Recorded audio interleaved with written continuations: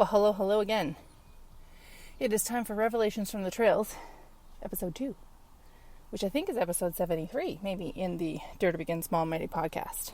So, I'm going to dive right in.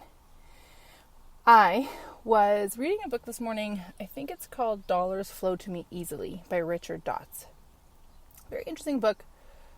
It's tiny. It's a short little book, and I think I'm only on the second chapter. But in the first chapter, Richard Dotts asks that you read the book without any attachment, expectation, requirement. Like you're not here to get something out of it. You're not here to let go of things or learn things or anything. You're simply here to just be here. Very interesting way to start a book, let me tell you. Then, as I'm reading further in the chapter, there's one sentence somewhere in chapter 2 that talks about how our brains are wired for safety. Now, this isn't new. None of you hearing this are going to be like, oh my God, Amy, that's groundbreaking. I had no idea. You know this. It's very, very commonly known. It's some of the things that I think we talk about in all circles, in every aspect of our lives, that our brains are wired for safety. We know this. It's how the human race has survived. So, off I go for my run today. And all of a sudden it hits me. The biggest programming in my life has been for safety, a default to safety over everything else. It's something that I've always found really frustrating, and I often would say I wish my mom hadn't been so, what's the word I'm looking for? Can't think of it. Probably ran out of my mind. But she was so harsh about being safe. It was never about, or very rarely was it about, go have fun, go do these exciting things. It was always be careful. You can do the thing, but be careful. Or maybe don't do the thing because it's not safe. And if I look back as I was running and thinking about this, I was like, oh my goodness, this has been the foundation of everything in my life. So, again, that part may not be groundbreaking to you. Hopefully, all of us had parents who defaulted to safety. Side note, there is a train about to go by, and the windows are open in my car, so if it gets a little loud, bear with me. So, I can see the little mic thing moving, so I can tell you for hearing the train. Shout out to my nephew who loves trains. So knowing that, we've had parents, hopefully all of us had at least a parent that had some focus on us staying safe, otherwise we wouldn't be adults. But what I realized was that the level that my mom programmed safety into me and how it just became this continual message in my life has actually now caused me to not be able to do things because my brain believes that anything new isn't safe. So let me give you an example. I think I've mentioned before that I'd like to release some weight. I'm not overweight. I'm not fat by any means. I can put on clothes and look great and feel kind of great, but I'm carrying a little extra weight than I would prefer. So I would like to release it. A few years ago, going back to 2012 to be exact, 2012 was a very interesting year in my life. My entire life fell apart. What an amazing adventure it was, but it actually needed to happen because it set up my life for what's happening today. So if you are in the process right now of having your life be completely imploded, do your best to remind yourself daily that this is exactly where you need to be. Multiple times a day, every friggin' hour, every 20 minutes if you need to. I held that faith when my life imploded, where I was just fuck, I know this sucks so hard right now, but I also have absolute faith that this is for the highest good. I just don't know what the fuck it is. And what ended up happening was that it literally reset everything in my life to allow my life to open up into what it is now. So, needed to happen, painful, but it was all right. But in 2012, my sister was getting married. In trying to deal with my life imploding, I began running. Up until this point in my life, I had run a few times, but it really wasn't my jam. I didn't enjoy it, didn't like going out on the trail. I got no satisfaction out of it at all. It was just sort of a thing that like I was trying to do because it's supposed to be good for you and it looks beautiful in the ads. But with my life falling apart the way it did, it meant that I had to move out of the city that I had been living in, which meant I was moving away from the Muay Thai gym that I was always going to, probably 3-4 times a week, sometimes 5 times a week. So I had this deep need, which I now understand as part of my human design, to move my body. But I didn't have any options to do that. I didn't have money to join a gym. I wasn't back in my hometown, which is very small. There weren't a lot of options available. So I just ran. I just ran. So I would run probably 5 miles 5 times a week. And it wasn't, if you're just like, wow, Amy, that's amazing. Sure, it was amazing. Maybe one day I'll get back to it. But like I was running through deep pain and processing. So I don't recommend that the way to lean into things. I had an outside job. I worked as a farmhand for the summer. My sister got married in the fall. So we're trying on bridesmaid dresses. This is a very long story, but I'm going to make it very short.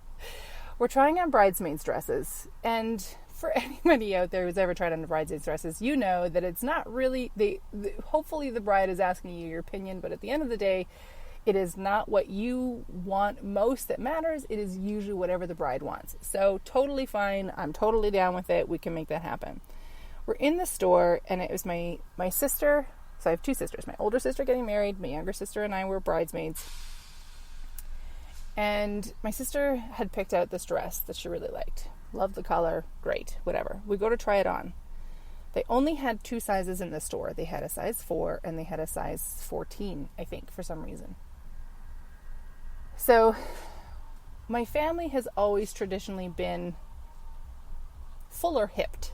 We are not fat people, but every single woman in my family has cursed the ample-bottomed genetics that we have.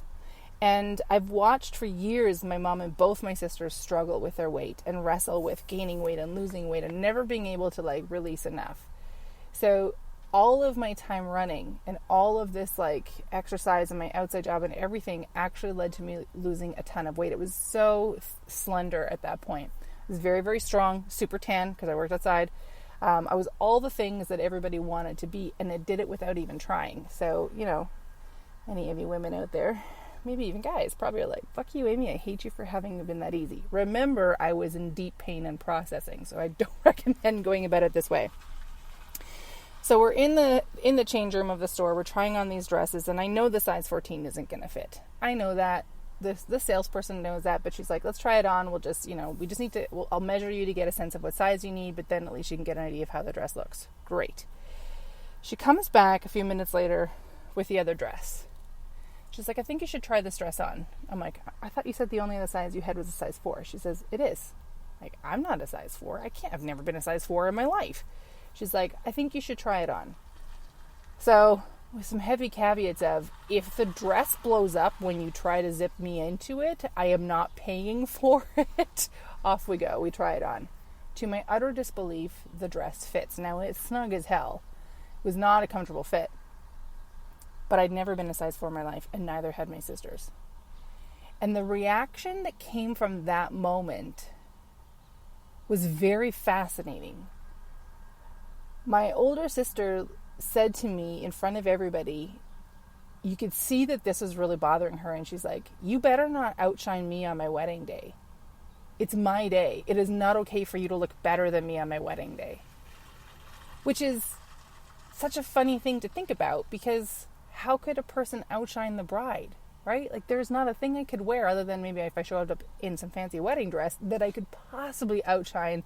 It's her day. It's all about her, and I totally get that. Like, there's nothing I could do to change that. But that really sat with me.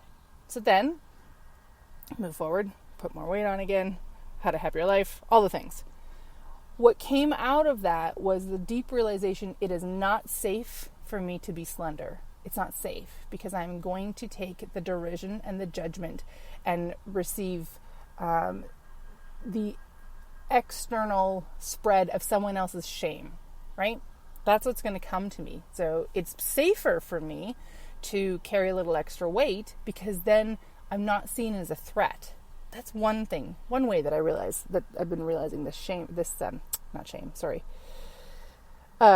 deep need to stay safe is showing up in my life. Here's another way.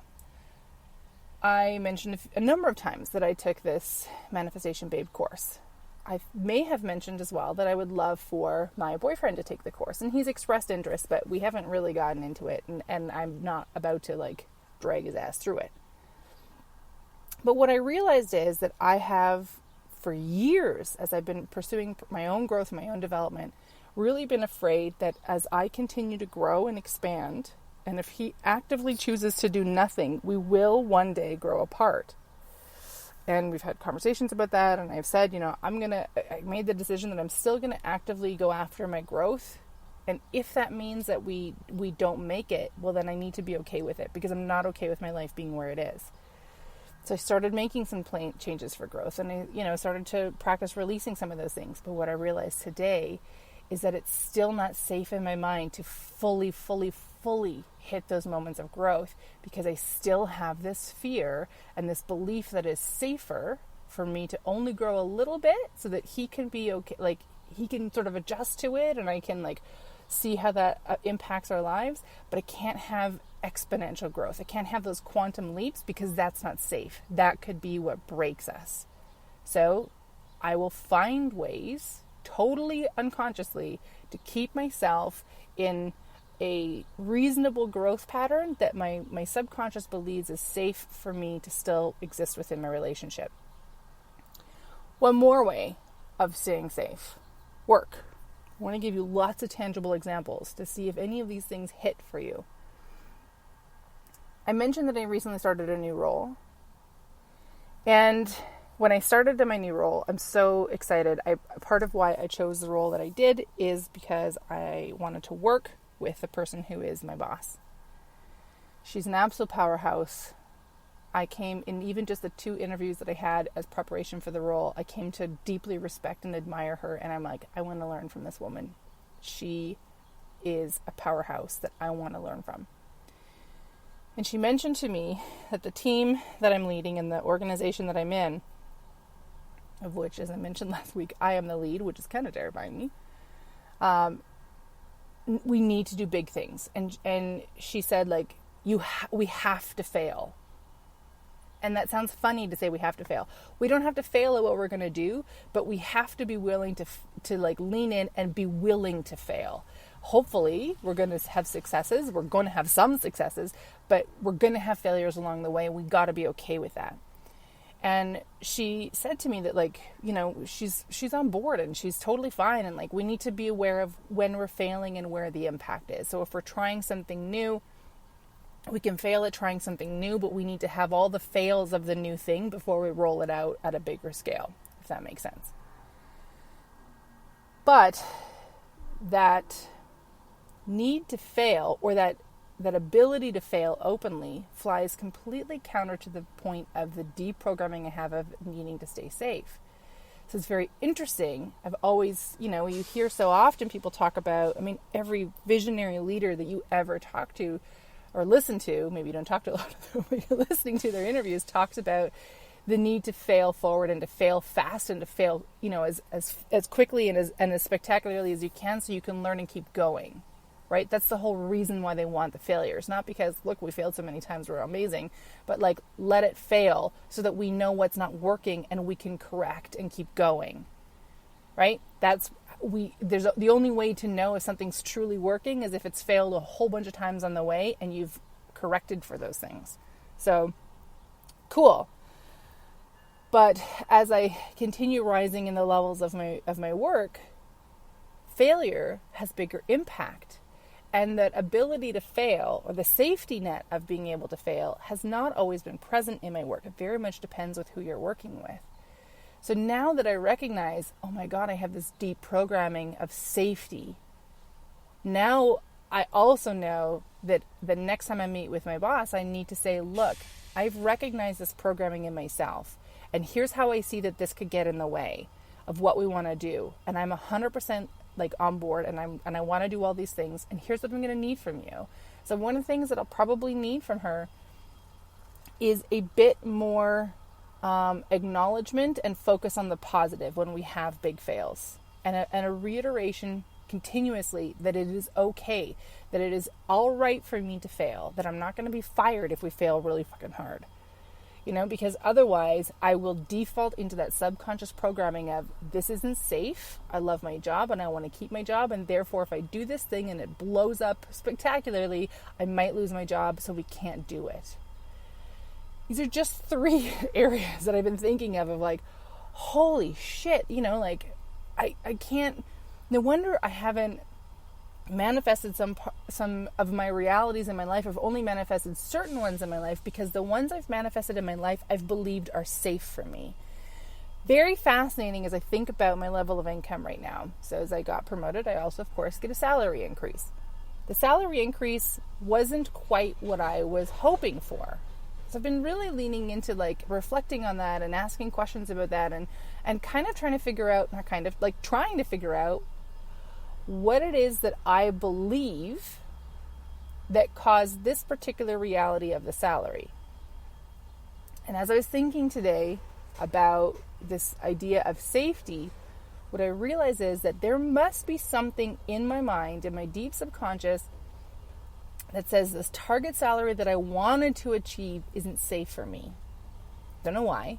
I haven't got that far yet. I don't know if I'll ever know. And I may not ever need to know why I believe it's unsafe, but purely knowing that I must believe it's unsafe and therefore I haven't manifested this in, now gives me so much more insight.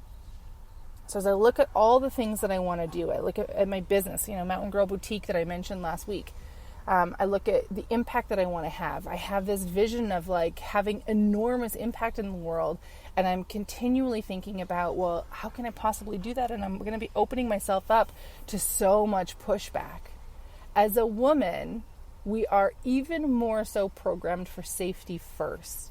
And in part, it makes sense. Women have been, and still are, subjugated around the world. We have been held down. We have been abused. We've been, I can't even, you exist in the world. You've seen what women go through. If you are a woman, you've gone through some of those yourself as well. So we are deeply programmed to stay safe. If you look at how little girls and little boys are raised, pay very close attention to how parents adjust differently and how society adjusts differently. Boys are encouraged to take risks. They're encouraged, adult males to me are absolute walking miracles. How any male makes it from teenagerhood to adulthood is always just an outright miracle to me, because the stories that I've heard of what adolescent, teen boys are doing, I'm just oh my God, Darwin is just wondering how the heck you made it through all of that, right? But that is, it's all summed up in that, boys will be boys. Boys will be boys. We assume that the innate nature of boys is that they are risk takers. They are going to do things that are unsafe, that are stupid, you're just going, what the fuck were you thinking? That is just how they are. Society not only accepts that, but encourages that. Women, completely the opposite. You can't go out looking like that, it's not safe. You can't go walking in this neighborhood, it's not safe. You can't go on that road trip by yourself, it's not safe. You can't go after those big dreams. What will people think of you? And if people think badly of you, you're going to be unsafe. You can't be highly successful because now you become a target and therefore you are not safe. All of the programming for women is around staying safe. And if that is our programming, then we will never accomplish the big things that we are here to do. And those messages have been reinforced. Go ahead and ask for a raise. See how that goes. How many women have been let go because they suddenly challenged the status quo? Go ahead and say to your husband or dad or brother or the guy on the street that the way that they're treating you is not okay. And how does that manifest in? Right? If you grew up in particular in an abusive relationship or abusive family, even more so, you are deeply programmed for safety. You have to survive. That safety is literally tied to your survival. So I'm a little bit rambly and I'm packing it up. Big revelation for me today is that this is the deepest programming in my whole life. It's the deepest program in my whole life, this need to stay safe. And because I didn't fully know that before, it wasn't necessarily something that I addressed as part of my intentions. So if, for example, my credit card, I've mentioned my credit card before. My credit card is a very fascinating learning tool for me. I've known for a while now that there is something about having this specific balance on my credit card that is like tied to something in me, and I haven't been able to figure it out. And I think I've even kind of had some idea of like, there's a safety level in there for me. I don't know why it's safe for me to carry this balance on my credit card. I don't love it being there, like I'd rather it not be there, so I'm just not paying interest on my card and it's paid off for once in my life. Like that would be exciting. But as I understand more and more, I'm like, oh, okay, I have this goal of having this, my credit card paid in full every month, but I have not addressed the base, which is it needs to be safe for me to have that. So I'm going to be shifting my intentions a little bit to really hit on that safety note, to really focus and allow myself to know that it is safe for me to have my deepest dreams and desires.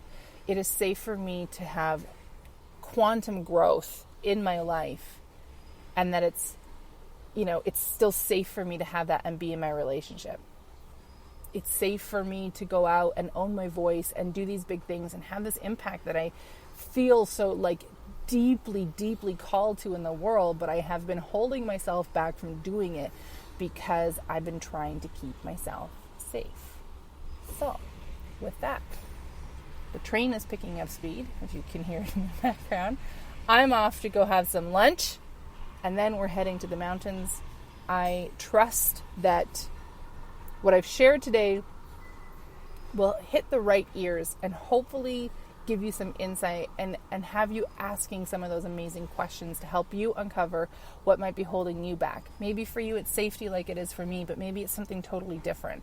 The more that we learn and the more that we allow ourselves to just absorb and understand and hear what others are going through, I feel that this is going to help us find our own deep reflection. What really blew that up for me today was reading the book. If I didn't read that book, I wouldn't have had that reflection, right? So, have a wonderful day. Thank you for listening, and I'll talk to you soon. Bye.